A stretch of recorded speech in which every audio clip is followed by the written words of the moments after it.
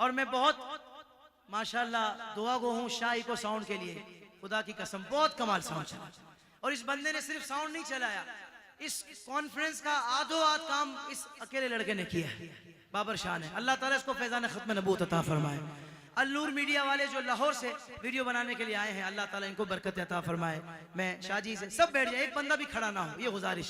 शाहजी उमर शाह साहब से गुजारिश करूंगा कि वो शाहजी का ऐलान फरमाए।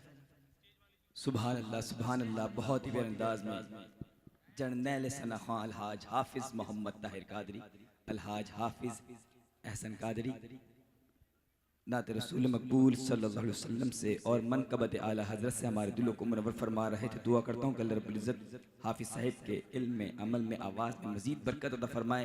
अल्लाह रब्बुल इज़्ज़त इनको मजीद उरूज, मजीद बुलंदी अता फरमाए।